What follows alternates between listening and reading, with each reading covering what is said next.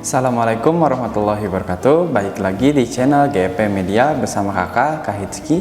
Yang kali ini kakak akan membawakan beberapa soal mengenai prediksi soal TPS UTBK 2022 tentang pengetahuan dan pemahaman umum. Kita langsung masuk ke nomor yang pertama. Nah, di sini kakak sudah menyediakan teks beserta soalnya ya. Ini nomor yang pertama. Oke, yang ditanyakan adalah gagasan utama yang dimiliki oleh paragraf di atas tersebut. Berarti ketika kita ingin mencari yang namanya gagasan utama, yang harus kita lakukan adalah mencari yang namanya kalimat utama, di mana kalimat utama tersebut bersifatnya umum, di mana masih bisa dijelaskan lebih lanjut oleh kalimat-kalimat selanjutnya. Nah, di sini ya, biasanya untuk kalimat utama itu adanya di awal atau di akhir kalimat. Oke, jadi di sini kita bisa dengan mudah mencari yang mana yang menjadi kalimat utama. Oke, langsung saja kita bisa lihat di kalimat yang pertama. Dewasa ini ulah yang dimiliki oleh manusia menyebabkan banyak kerusakan alam dan sistem lingkungan yang semakin terlihat nyata di depan mata. Itu dia untuk kalimat yang pertama. Selanjutnya adalah kalimat yang kelima, yaitu polusi terhadap air dan udara, perubahan pada iklim, serta banyaknya muncul penyakit juga menjadi gejala lain yang semakin mengancam kehidupan bumi ini. Oke.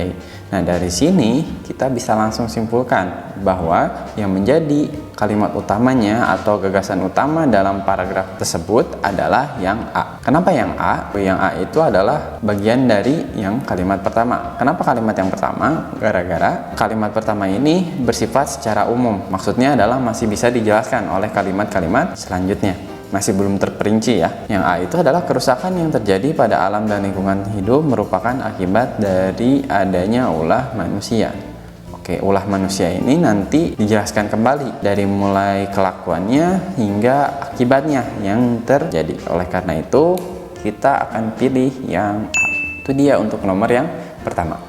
Kita lanjut ke soal berikutnya. Pada teks di atas, penggunaan diksi yang kurang tepat terletak pada kalimat. Oke, kalimat diksi yang tidak tepat itu artinya dia itu kurang cocok pemakaiannya. Nah, berarti kita harus cari tahu kata yang mana yang menjadi tidak padu dengan kalimat tersebut. Kalau misalkan kalian baca dengan seksama, kalian akan mendapati bahwa kata yang tidak atau diksi yang kurang tepat itu ada di kalimat nomor 3. Lebih tepatnya adalah kata degradasi lahan. Kenapa kurang cocok kata degradasi lahan ini? Karena di kalimat sebelumnya, di kalimat 1 maupun kalimat 2 itu dijelaskan bahwa yang terjadi adalah yang namanya krisis lingkungan atau nama lainnya itu adalah degradasi lingkungan. Sehingga seharusnya yang kita gunakan itu adalah degradasi lingkungan karena yang dibahas adalah lingkungan di kalimat sebelumnya. Sehingga kata-kata degradasi lahan ini kurang cocok atau salah. Sehingga kita bisa pilih jawaban untuk nomor 2 ini adalah yang B.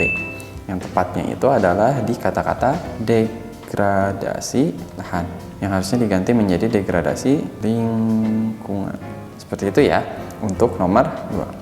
Oke, lanjut ke nomor 3. Untuk soal seperti ini, yaitu soal padanan kata, yang harus kalian lakukan adalah mencari kata-kata yang posisinya sama. Seperti pasien dengan masinis ini kan posisinya sama ya. Berarti harus memiliki jenis kata yang sama dan memiliki makna yang sama dengan lawan katanya, yaitu pasien dengan rumah sakit. Pasti mereka punya hubungan. Oh, berarti kita harus mencari kata yang memiliki hubungan yang sama seperti pasien dan rumah sakit. Oke. Seperti itu untuk mengerjakan soal padanan kata. Nah, kita langsung saja. Di sini ada kata pasien titik 2 rumah sakit. Berarti di sini kita harus menghubungkan antara pasien dan rumah sakit itu hubungannya apa? Seperti yang kalian tahu bahwa pasien itu pasti ada di dalam rumah sakit. Berarti itu dia hubungannya. Berarti kita harus cari tahu masinis itu selalu berada di mana sih? Di sini ada pilihannya. Yang A itu stasiun, yang kedua itu adalah rel, yang ketiga itu klinik, yang keempat itu adalah kereta api, yang kelima itu adalah kapal. Nah, masinis ini ya ditujukan kepada seorang pengendara kereta api. Oke, berarti yang kita mungkin bisa kita pilih adalah yang A, yang B, dan yang D. Nah, tapi kita harus perjelas kembali bahwa masinis ini lebih detailnya di sebelah mana. Dia sering berada di dalam mana. Nah, untuk masinis sebagai supirnya kereta api, pasti dia selalu berada di dalam kereta apinya, bukan di stasiunnya. Oke. Kalau misalkan di stasiun biasanya itu adalah petugas keamanan. Sementara rel itu masinis tidak ada di dalam rel ya, tapi di atas rel. Berarti A, B itu salah, kurang tepat ya. Berarti jawabannya yang tepat adalah yang D, yaitu masinis selalu berada di kereta api. Itu dia untuk nomor 3. Kakak lanjut ke soal nomor 4. Nah, nomor 4 ini masih berbicara tentang padanan kata. Berarti kalian harus menghubungkan kata sebelumnya dan kata sesudahnya. Yang pertama itu ada kata-kata bintang dan langit. Seperti yang kita tahu juga bahwa bintang itu tempatnya ada di langit. Ya, bintangnya banyak dan biasanya kita bisa lihat bintang tersebut ada di langit-langit. Sementara rumput itu adanya di mana sih biasanya? Kayak rumput itu yang bisa digambarkan yang panjang ya. Nah, sementara yang A itu adalah golf. Di sini masih kurang jelas. Golf ini bisa mengacu kepada bolanya, bisa mengacu pada lapangnya atau yang lainnya. Sehingga yang A itu kurang cocok ya. Yang B, lapangan. Ini bisa sekali kita hubungkan. Bintang itu kata benda ya. Nah, bintang ini adanya ada di langit. Sementara rumput ini adanya di mana?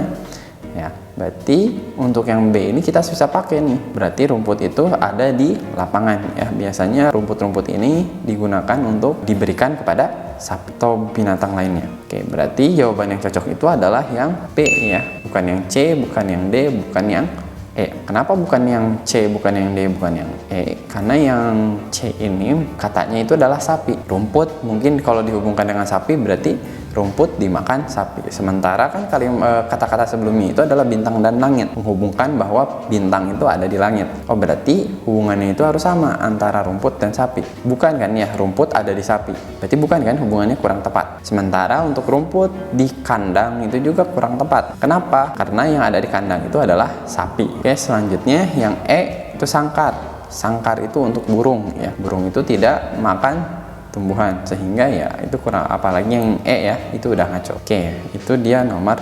Kakak lanjut ke soal nomor 5. Nah, di sini kakak sudah menyiapkan bacaan ya yang cukup panjang tentang penggunaan internet. Kita langsung ke soalnya. Pada paragraf pertama bacaan tersebut menceritakan tentang apa? Oke, di sini berarti kita harus baca dulu ya dengan teliti dan seksama. Apa sih yang sedang dibahas tentang paragraf pertama ini? Jumlah penggunaan internet yang ada di Indonesia dari tahun ke tahun terus mengalami peningkatan yang cukup signifikan. Perkembangan teknologi komunikasi seperti penggunaan telepon menjadi salah satu penyebab utama dari lonjakan tersebut. Hal ini juga dikarenakan masyarakat menjadi semakin mudah untuk melakukan komunikasi dengan orang lain melalui berbagai media baru yang ada. Dalam hal ini, para pengguna internet memiliki teknologi yang canggih dan bisa mengoperasikannya dengan cukup baik. Nah, biasanya apa yang sedang dibicarakan dalam suatu teks itu berada di kalimat utamanya. Nah, kalimat utamanya itu biasa kalau nggak di akhir, ya di awal. Tadi kita sudah baca nih, berarti kita harus cari kalimat mana yang lebih umum untuk dibahas kembali di kalimat-kalimat baik sesudahnya maupun sebelumnya. Nah, yang menjadi kalimat utama pada paragraf ini adalah yang kalimat awal, karena di sini menceritakan tentang yang namanya jumlah pengguna internet yang Indonesia terus meningkat. Sehingga jawaban yang tepat untuk pertanyaan nomor 5 ini adalah yang E, peningkatan penggunaan internet di Indonesia. Itu dia untuk nomor 5. Kakak lanjut ke nomor 6. Berdasarkan pada kalimat terakhir paragraf ketiga, kesimpulan yang benar mengenai kemajuan dalam teknologi diibaratkan sebagai pisau bermata dua. Maksud dari pisau bermata dua ini artinya dia bisa melukai di kedua sisinya, baik untuk yang kita potong maupun untuk diri kita sendiri. Berarti di satu sisi ada manfaat untuk memotong sesuatu, dan yang satu sisinya lain itu akan berbahaya bagi pengguna pisaunya itu. Sehingga ibarat dari pisau bermata dua ini adalah dampak baik dan dampak buruk secara sekaligus. Berarti yang kita bisa pilih dalam pilihan jawaban yang ada adalah yang E, yaitu kemajuan teknologi mampu memberikan dampak yang baik maupun dampak yang buruk. Oke, seperti itu untuk nomor 6. Nanti jawabannya yang E ya. Kita lanjut ke soal nomor 7. Kesimpulan dari paragraf pertama yang benar adalah apa? Oke. Berarti kalau kesimpulan yang benar itu biasanya di akhir kalimat. Tadi kan kita udah bahas nih bahwa paragraf pertama itu kalimat utamanya ada di awal. Kalau misalkan kalimat yang umumnya itu ada di awal, berarti di kalimat terakhir itu adalah kesimpulan. Gampangnya seperti itu.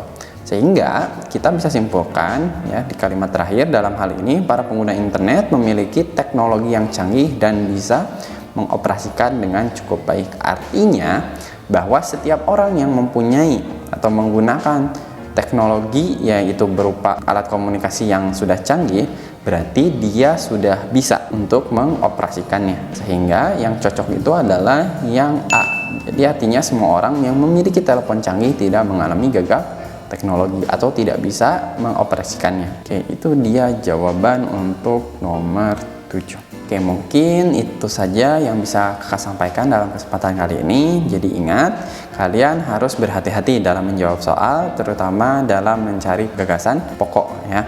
Karena dalam gagasan pokok itu kita harus mencari yang namanya kalimat utama ya, dimana kalimat utamanya itu harus bersifat umum. Dan juga untuk padanan kata, kalian harus tahu hubungan antar katanya dan harus digunakan secara tepat. Itu saja yang bisa kakak sampaikan, kurang lebihnya mohon maaf. Assalamualaikum warahmatullahi wabarakatuh.